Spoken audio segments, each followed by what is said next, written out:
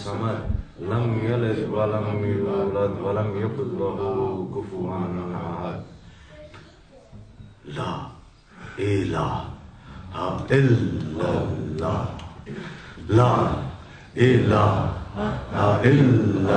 ला इलाहा इल्लल्लाह, ला इलाहा इल्लल्लाह, ला इलाहा इल्लल्लाह, ला इलाहा इल्लल्लाह, ला इलाहा इल्लल्लाह,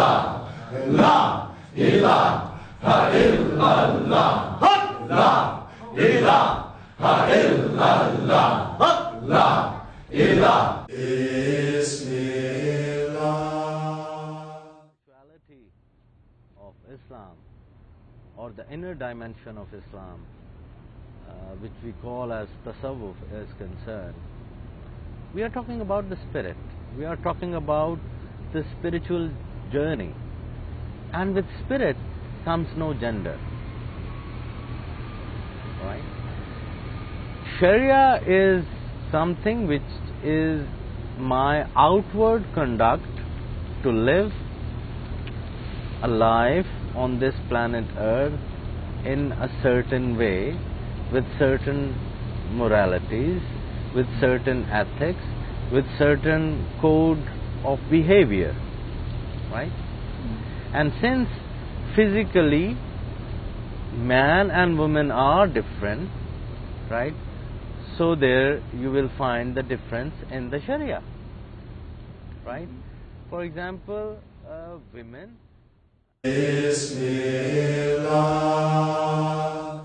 सलूक मिलना है अपने आप से, अपने जौहर से, कल्ब से।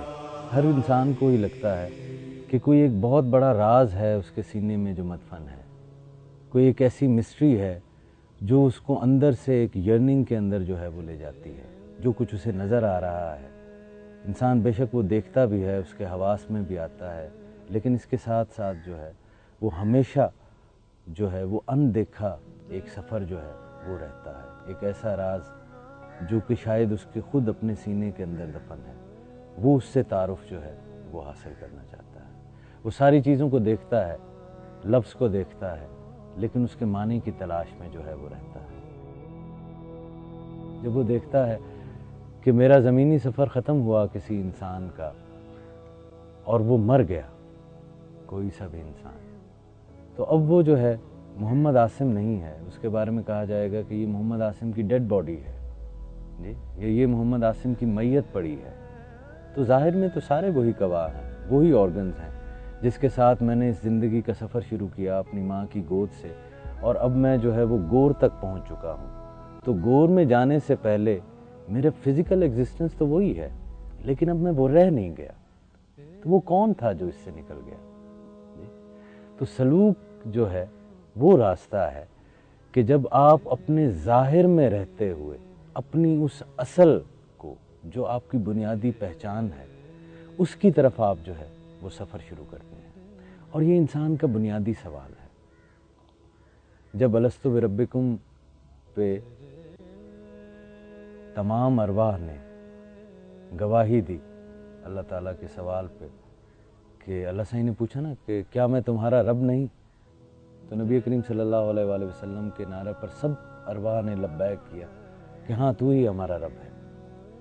तो मुशाहिदा किया, विटनेस किया एक ऐसा टाइम जोन जहाँ पर अम्र रब्बी रब के सामने है और रब खुद अपने अमर से जो है वो सवाल करता है। तो अब वो जो आपका एसेंस है, वो जो जौहर है, जो कि तख्लीक नहीं है, ये बड़ा एक नाजुक सा नुक्ता है। It is from God, it is not by God. ये उसका है, ये मखलूक जो है वो नहीं है। तो मखलूक जितनी भी है वो फ़ानी है जी, लेकिन जो अम्र रब्बी है उसकी इब्तदा तो ज़रूर है, वो कहीं से शुरू तो हुई है, रब से ही शुरू हुई है, लेकिन उसका अंजाम नहीं है। तो उसके ऊपर वक्त का इतलाक जो है वो नहीं होता।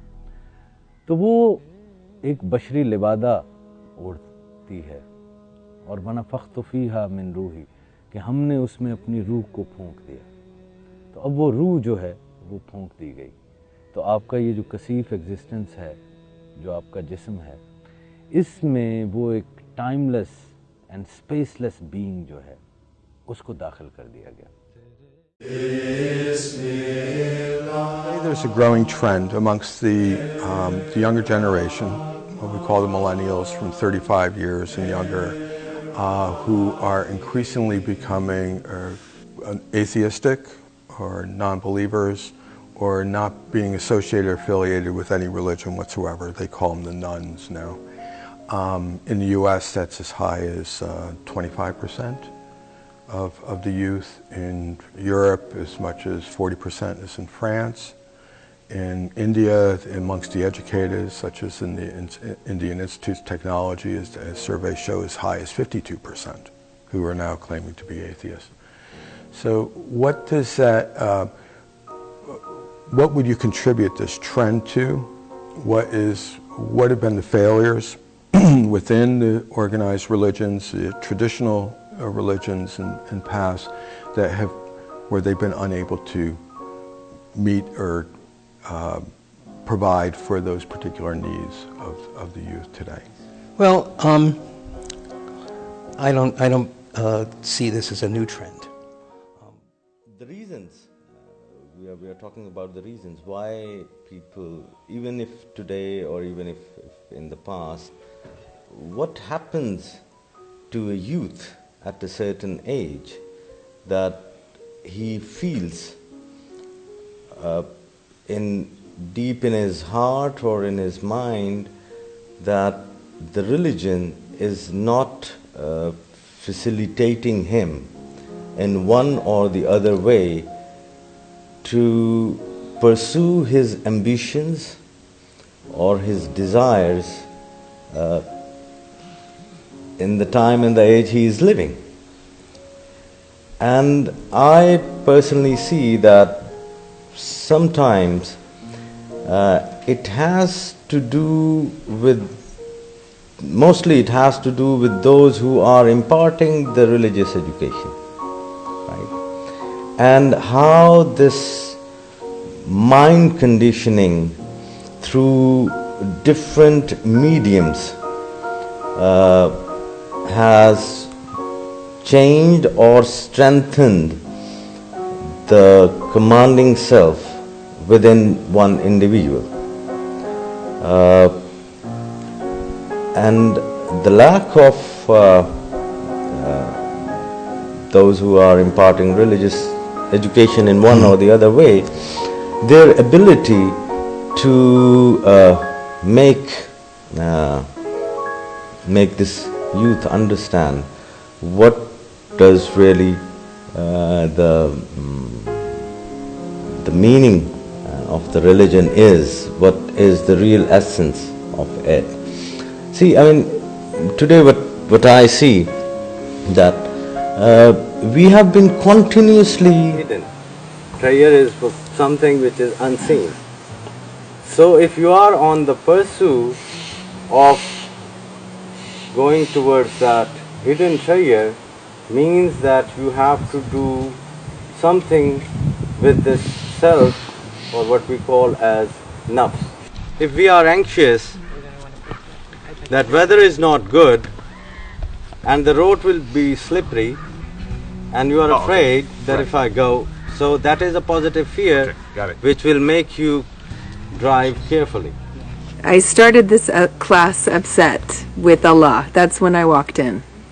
And in this week, it was a washing away of what's not me, and I feel my heart is polished for God, for Allah, and I'm very grateful for this week of returning to opening my channel from my heart to my head. This class is very different than a lot of the classes we have here and generally in our life, because so often we go to class and the teacher tells you what you need to know. And that's it. That's simple. You know, you are told and you listen. And in this class, Asim started by saying... And I'm so grateful So this was a very unique experience as well, because also the style of teaching and the people were new to me, and I was in a unique position, kind of being somewhat in between the teacher and the student. And what I've learned for myself as well is that there has to be a balanced message.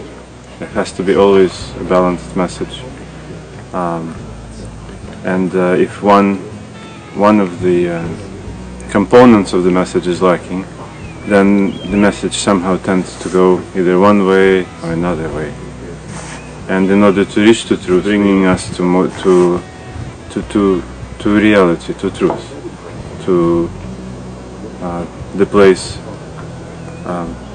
where we all can be the moons and reflect the light a little bit better, inshallah. This was a really interesting class, and it had some really specific features. We were dealing with the anatomy of a person, the way spiritual anatomy works, and it was a system that had relationships to ones that I have investigated before, but they were different. And Sam Bai's teaching style is familiar enough so that I can gauge, and different enough that I found it challenging. And so I had to really grit down a lot of times. And when I managed to, I got through into some very fun places that was quite enjoyable.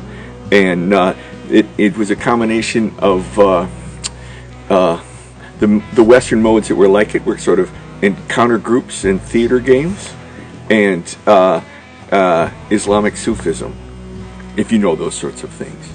And that was pretty good. And now a prayer. Bismillah ar-Rahman ar-Rahim. Alam Nashra Laka Sadrak. Wa Wadana Anka Wizrak. Allah the Ankara the Rak. Wa Rafa'ana Laka the Krak. Fa'ina ma'a al-Usri Yusra.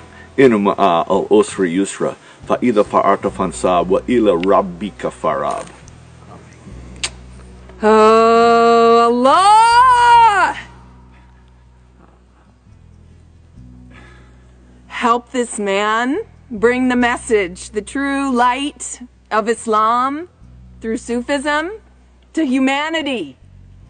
Bless his family, bless his lineage, and allow us to receive the blessing of the Chistis and assimilate it into our being forever and ever.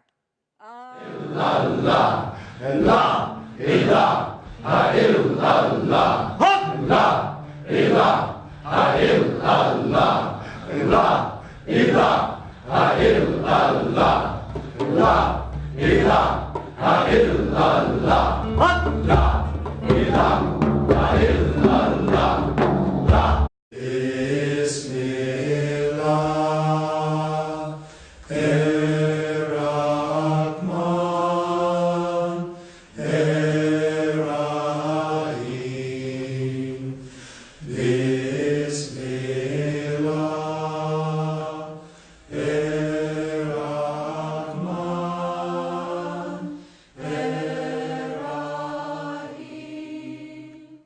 Bismillahirrahmanirrahim.